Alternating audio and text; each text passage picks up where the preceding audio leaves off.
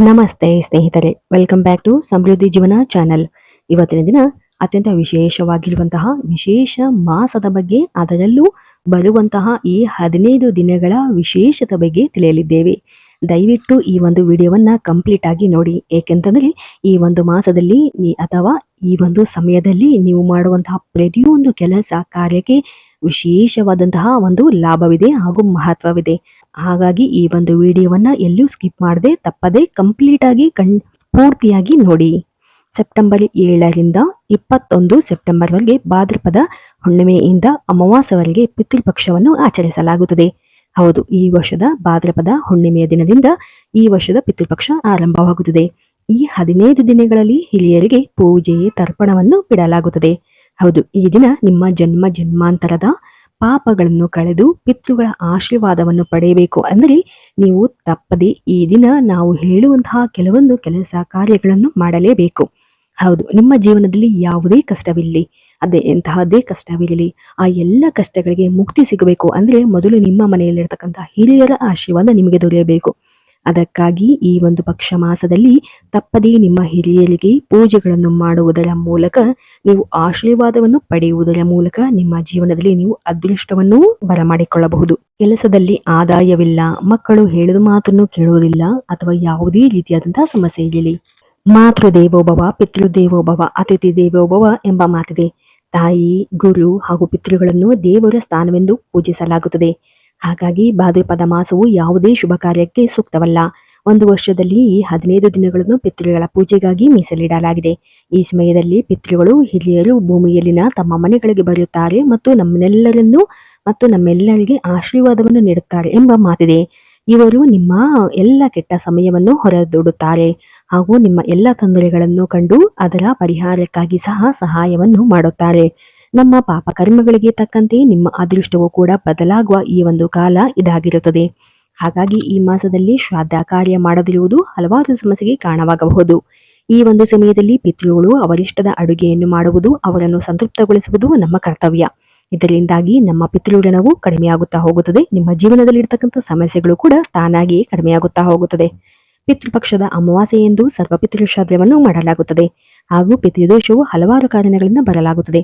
ಹೌದು, ಪಿತೃದೋಷವೆಂಬುದು ಹಾಗೂ ವೈವಾಹಿಕ ಜೀವನದಲ್ಲಿ ಜಗಳ ಮತ್ತು ಮನಃಶಾಂತಿ ಇಲ್ಲದಿರುವುದು ಆಗುತ್ತದೆ, ಹಾಗೂ ಸದಸ್ಯರಲ್ಲಿ ಮನಸ್ತಾಪ ಮತ್ತು ಆರ್ಥಿಕ ಸಂಕಷ್ಟಗಳಂತೂ ಹೇಳುತ್ತಿರದು, ಹಾಗೂ ವಂಶಾವೃದ್ಧಿ ಆಗದೇ ಇರುವುದಕ್ಕೂ ಕಾರಣ ಈ ಒಂದು ಪಿತೃದೋಷವು ಕಾರಣವಾಗಿರುತ್ತದೆ. ಇದಕ್ಕಾಗಿ ಪರಿಹಾರವಾಗಿ ನೀವು ಪಿತೃಗಳನ್ನು ಸಂತೃಪ್ತಗೊಳಿಸುವುದು ಅಂದರೆ ಅದು ಮುಖ್ಯ.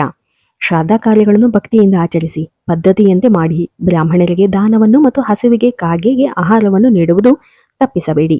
ಪಕ್ಷಮಾಸದಲ್ಲಿ ಪೂರ್ವಜರಿಗೆ ಜಲವನ್ನು ಅರ್ಪಿಸುವುದು ಮಾತ್ರ ಕಡ್ಡಾಯವೆಂದು ಹೇಳಲಾಗುತ್ತದೆ. ಅಶ್ವತ್ಥ ವೃಕ್ಷದ ಪೂಜೆಯನ್ನು ಮಾಡುವುದರ ಮೂಲಕವೂ ನಿಮ್ಮ ಪಿತೃದೋಷವನ್ನು ಕಡಿಮೆ ಮಾಡಬಹುದು. ಆದರೆ ಇವತ್ತಿನ ದಿನ ನಾವು ಸರಳವಾಗಿ ಈ ಒಂದು ಪಿತೃಪಕ್ಷವು ನಮ್ಮ ಪೂರ್ವಜರಿಗೆ ಸಂಬಂಧಿಸಿದ ಅವಧಿಯಾಗಿದೆ. ಹೀಗಿರುವಾಗ ನೀವು ನಿಮ್ಮ ಮನೆಗಳಲ್ಲಿ ಈ ಒಂದು ಕೆಲವೊಂದು ವಸ್ತುಗಳನ್ನು ಹೊರ ಹಾಕಲೇಬೇಕು. ಇದರಿಂದಾಗಿ ಪಿತೃಗಳ ಆಶೀರ್ವಾದ ನಿಮಗೆ ದೊರೆತಂತಾಗುತ್ತದೆ. ಹೌದು, ಭೂಮಿಗೆ ಬರುವ ಪಿತೃಗಳನ್ನು ನಾವು ಸ್ವಾಗತ ಮಾಡಬೇಕು. ಅದಕ್ಕಾಗಿ ಮೊದಲು ನಮ್ಮ ಮನೆಯಲ್ಲಿ ಇರ್ತಕ್ಕಂತಹ ಕೆಲವೊಂದು ಕೆಟ್ಟ ವಸ್ತುಗಳನ್ನು ಮೊದಲು ತೆಗೆದು ಹಾಕಬೇಕು. ಹೌದು, ಹಾಗೂ ಈ ಒಂದು ಸಮಯದಲ್ಲಿ ನಾವು ಕೆಲವೊಂದು ವಸ್ತುಗಳನ್ನು ಮನೆಯಲ್ಲಿ ಇಟ್ಟುಕೊಳ್ಳಬಾರದು. ಪಿತೃಪಕ್ಷದ ಸಮಯದಲ್ಲಿ ಈ ವಸ್ತುಗಳು ಮನೆಯಲ್ಲಿದ್ದರೆ ಅನಾಹುತ ಅಪಚಾರ ತಪ್ಪಿದ್ದಲ್ಲ ಎಂದು ಹೇಳಲಾಗುತ್ತದೆ. ಅದರಲ್ಲಿ ಮೊದಲನೇದಾಗಿ ಕೆಲವೊಂದು ವಸ್ತುಗಳನ್ನು ಮನೆಯ ನಕಾರಾತ್ಮಕತೆಯನ್ನು ತರುವುದರಲ್ಲಿ ಹೆಚ್ಚಾಗಿ ಬೀರುತ್ತಾ ಇರುತ್ತವೆ. ಅಂತಹ ವಸ್ತುಗಳನ್ನು ಮೊದಲು ಈ ಒಂದು ಸಮಯದಲ್ಲಿ ತೆಗೆದು ಹೊರಹಾಕಬೇಕು. ಇನ್ನೇನು ಪಿತೃಪಕ್ಷ ಈಗಾಗಲೇ ಆರಂಭವಾಗಿದೆ. ಹಾಗಾಗಿ ಮನೆಯನ್ನು ಸ್ವಚ್ಛವಾಗಿಟ್ಟುಕೊಳ್ಳಬೇಕು. ಮನೆಯಲ್ಲಿನ ಎಲ್ಲ ರೀತಿಯ ಕಸವನ್ನು ಕೊಳಕುಗಳನ್ನು ಹೊರಹಾಕಬೇಕು. ಈ ಒಂದು ಸಮಯದಲ್ಲಿ ಆದಷ್ಟು ಮನೆಯನ್ನು ಸ್ವಚ್ಛವಾಗಿರುವಂತೆ ಗಮನವಿಟ್ಟುಕೊಳ್ಳಬೇಕು. ಏಕೆಂದರೆ ಪಿತೃಗಳು ಸ್ವಚ್ಛತೆ ಇದ್ದಲ್ಲಿ ಹೆಚ್ಚು ಖುಷಿಯನ್ನು ಹೊಂದುತ್ತಾರೆ ಎಂದು ಹೇಳಲಾಗುತ್ತದೆ. ಮನೆಯ ಕಸವನ್ನು ಹೊರಗಡೆ ಹಾಕುವುದರಿಂದ ಪಿತೃಗಳು ನಮ್ಮ ಮೇಲೆ ಸಂತುಷ್ಟರಾಗುತ್ತಾರೆ, ನಮ್ಮನ್ನು ಆಶೀರ್ವದಿಸುತ್ತಾರೆ. ಇನ್ನು ಪಿತೃಪಕ್ಷದ ಸಮಯದಲ್ಲಿ ಮನೆಯ ಮುಂದೆ ಅಂದ್ರೆ ಮನೆಯ ಮುಖ್ಯ ದ್ವಾರ ತುಂಬಾನೇ ಸ್ವಚ್ಛಾಗಿರಬೇಕು ಎಂದು ಹೇಳಲಾಗುತ್ತದೆ. ಯಾವುದೇ ರೀತಿಯಾಗಿ ಕೊಳಕು ಇರಬಾರದು. ಮನೆಯ ಮೇನ್ ಡೋರ್, ಮೇನ್ ಎಂಟ್ರೆನ್ಸ್ ಈ ಒಂದು ಜಾಗದಲ್ಲಿ ಯಾವುದೇ ರೀತಿಯಾದಂತಹ ಚಪ್ಪಲಿಗಳಾಗಲಿ ಕಸ್ಮರ್ಗೆಗಳಾಗಲಿ ಇಡಬಾರದು ಎಂದು ಹೇಳಲಾಗುತ್ತದೆ. ಕಾರಣ ಮನೆಯ ಮೇನ್ ಎಂಟ್ರೆನ್ಸ್ ಮೂಲಕ ದೇವರು ದೇವತೆಗಳು ನಮ್ಮ ಪಿತೃಗಳು ಬರುವುದು ಈ ಮೂಲಕವೇ. ಹಾಗಾಗಿ ಈ ಒಂದು ಮುಖ್ಯ ದ್ವಾರದಲ್ಲಿ ಯಾವುದೇ ರೀತಿಯಾದಂತಹ ಉಪಯೋಗವಲ್ಲದ ಅಥವಾ ಹಾನಿಗೊಳಗಾದ ವಸ್ತುಗಳನ್ನು ಇಡಬಾರದು ಎಂದು ಹೇಳಲಾಗುತ್ತದೆ. ಹಾಗಾಗಿ ಈ ಒಂದು ಸಮಯದಲ್ಲಿ ನಿಮ್ಮ ಮನೆಯ ಮುಂದೆ ಮುಖ್ಯ ದ್ವಾರ ಹಾಗೂ ಮೇನ್ ಎಂಟ್ರೆನ್ಸ್ ಅನ್ನು ಸ್ವಚ್ಛತೆಯಿಂದ ಸುಂದರವಾಗಿ ಇಟ್ಟುಕೊಳ್ಳುವುದು ಕೂಡ ತುಂಬಾ ಮುಖ್ಯವಾಗಿರುತ್ತದೆ. ಹಾಗೂ ನಿಮ್ಮ ಮನೆಗಳಲ್ಲಿ ಯಾವುದೇ ರೀತಿಯಾದಂತಹ ಪಾತ್ರೆಗಳು ತುಂಡಾಗಿದ್ದರೆ ಅಥವಾ ಬೀಳ್ಕು ಬಿಟ್ಟಿದ್ದರೆ ಅಂತಹ ಪಾತ್ರೆಗಳನ್ನು ಬರಳಿಸಿ ಪಿತೃಪಕ್ಷದ ಅಡಿಗೆಗಳನ್ನು ಮಾಡಬಾರದು. ಸ್ವಚ್ಛವಾಗಿರುವಂತಹ ಹಾಗೂ ಕ್ಲೀನ್ ಆಗಿರ್ತಕ್ಕಂತಹ ಪಾತ್ರೆಗಳನ್ನು ಬಳಸಿ ಪಿತೃಪಕ್ಷದ ಅಡುಗೆಗಳನ್ನು ಮಾಡಬೇಕೆಂದು ಹೇಳಲಾಗುತ್ತದೆ. ಹಾಗಾಗಿ ಪಿತೃಪಕ್ಷದ ಸಮಯದಲ್ಲಿ ನಿಮ್ಮ ಮನೆಗಳಲ್ಲಿ ಯಾವುದೇ ರೀತಿಯಾದಂತಹ ಪಾತ್ರೆಗಳು ಡ್ಯಾಮೇಜ್ ಆಗಿದ್ರೆ ಅಥವಾ ಮುರಿದಿದ್ರೆ ಅಂತಹ ಪಾತ್ರೆಗಳನ್ನು ಮನೆಯಿಂದ ತಕ್ಷಣ ಹೊರಹಾಕಿ. ಇದು ಮನೆಯ ಸಂತೋಷ ಸಮೃದ್ಧಿಯ ಮೇಲೆ ಅಡ್ಡ ಪರಿಣಾಮ ಬೀರಬಹುದು. ಹಾಗಾಗಿ ಯಾವುದೇ ರೀತಿಯಾದಂತಹ ಮುರಿದ ಅಥವಾ ಯಾವುದೇ ರೀತಿಯಾದಂತಹ ಸೌಟ್ಗಳನ್ನು ಬಳಸಬಾರದು. ಇದು ವ್ಯಕ್ತಿಗೆ ಸಾಕಷ್ಟು ಸಮಸ್ಯೆಗಳನ್ನು ಎದುರಿಸುವಂತೆ ಮಾಡುತ್ತದೆ. ಹೌದು, ಇನ್ನು ಪಿತೃಗಳ ಆಶೀರ್ವಾದವು ಮನೆಯ ಮೇಲೆ ಸದಾ ಇರಬೇಕು ಹಾಗೂ ಸಂತೋಷ ಸಮೃದ್ಧಿ ಹೆಚ್ಚಾಗಬೇಕು ಎಂದರೆ ಪಿತೃಗಳಿಗೆ ಇಷ್ಟವಾಗುವಂತಹ ಅಡುಗೆಗಳನ್ನು ಪಿತೃಪಕ್ಷದ ದಿನ ಮಾಡಿ. ನಂತರ ನೋಡುವುದಾದರೆ ಮನೆಯಲ್ಲಿ ಯಾವುದೇ ರೀತಿಯಾದಂತಹ ಈ ಒಂದು ಸಮಯದಲ್ಲಿ ವಿಗ್ರಹಗಳನ್ನು ಒಡೆಯಬಾರದು ಅಥವಾ ವಿಗ್ರಹಗಳನ್ನು ಮುರಿಯಬಾರದು ಅಥವಾ ಬೀಳದಂತೆ ಎಚ್ಚರ ವಹಿಸಬೇಕು. ಹಾಗೂ ಈ ಒಂದು ಸಮಯದಲ್ಲಿ ಯಾವುದೇ ರೀತಿಯಾದಂತಹ ವಿಗ್ರಹಗಳು ಮುರಿದಿದ್ದರೆ ಅಥವಾ ಹಳೆಯದಾಗಿದ್ದರೆ ಅಥವಾ ಯಾವುದೇ ರೀತಿಯಾದಂತಹ ಫೋಟೋಗಳು ಡ್ಯಾಮೇಜ್ ಆಗಿದ್ದರೆ ಆ ಎಲ್ಲಾ ವಸ್ತುಗಳನ್ನು ಅಶುಭವೆಂದು ಪರಿಗಣಿಸಲಾಗುತ್ತದೆ.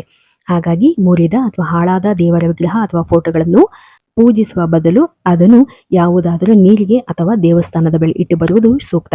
ನಂತರ ನೋಡುವುದಾದರೆ ಅತಿ ಮುಖ್ಯವಾದಂತಹ ಅಂಶ, ನಿಮ್ಮ ಮನೆಯಲ್ಲಿ ಯಾವುದಾದರೂ ಗಿಡಗಳು ಹಾಕಿದರೆ ಅಥವಾ ಯಾವುದಾದರೂ ಹೂವಿನ ಗಿಡವಾಗಲಿ ಅಥವಾ ತುಳಸಿ ಗಿಡವಾಗಲಿ ಅಥವಾ ಯಾವುದಾದರೂ ಗಿಡವಾಗಲಿ ಈ ಒಂದು ಸಮಯದಲ್ಲಿ ಆ ಯಾವುದೇ ಗಿಡಗಳು ಬಾಡದಂತೆ ಎಚ್ಚರ ವಹಿಸಬೇಕು. ಅವುಗಳನ್ನು ಸಮಯಕ್ಕೆ ಸರಿಯಾಗಿ ನೀರನ್ನು ಹಾಕಿ ಪೋಷಿಸುತ್ತಾ ಇರಬೇಕು. ಪಿತೃಪಕ್ಷದ ಸಮಯದಲ್ಲಿ ಮನೆಯಲ್ಲಿರುವ ಗಿಡಗಳ ಬಗ್ಗೆ ಕಾಳಜಿ ವಹಿಸಬೇಕು. ಮನೆಯಲ್ಲಿರುವ ತುಳಸಿ ಗಿಡವಾಗಿರಬಹುದು ಅಥವಾ ಇನ್ಯಾವುದೇ ಆಗಿರಬಹುದು, ಒಣಗಿದ್ದರೆ ಅದನ್ನು ಪಿತೃಪಕ್ಷದ ಆರಂಭವಾಗುವ ಮುನ್ನ ಮನೆಯಿಂದ ತೆಗೆದು ಬದಲಾಯಿಸಿ ಮತ್ತೆ ಹೊಸದಾದಂತಹ ತುಳಸಿ ಗಿಡಗಳನ್ನು ಹಾಕಿ. ಒಣಗಿದ ತುಳಸಿ ಗಿಡ ಇರುವುದು ನಕಾರಾತ್ಮಕತೆಯನ್ನು ತರುತ್ತದೆ ಎಂದು ಹೇಳಲಾಗುತ್ತದೆ. ಹಾಗಾಗಿ ನಿಮ್ಮ ಮನೆಗಳಲ್ಲಿ ಹಣಕಾಸಿನ ಸಮಸ್ಯೆಯನ್ನು ಉಂಟು ಮಾಡಬಹುದು. ಅದಕ್ಕಾಗಿ ಈ ಒಂದು ಪಿತೃಪಕ್ಷದ ಸಮಯವು ಬರುವ ಮೊದಲೇ ಈ ಒಂದು ಸಮಯದಲ್ಲಿ ಹೊಸದಾದ ತುಳಸಿ ಗಿಡಗಳನ್ನು ಹಾಕುವುದು ಎಲ್ಲ ರೀತಿಯಾದಂತಹ ಶುಭವನ್ನು ತರುತ್ತದೆ. ಇವತ್ತಿನ ದಿನ ಸರಳವಾಗಿ ಹೇಳುವಂತಹ ಈ ಒಂದು ಮಾಹಿತಿ ತಮ್ಮೆಲ್ಲರಿಗೂ ಇಷ್ಟವಾಗಿದ್ದಲ್ಲಿ ದಯವಿಟ್ಟು ನಮ್ಮ ಚಾನಲ್ ಅನ್ನು ಸಬ್ಸ್ಕ್ರೈಬ್ ಮಾಡಿ ಮತ್ತು ಲೈಕ್ ಮಾಡಿ. ಧನ್ಯವಾದಗಳು.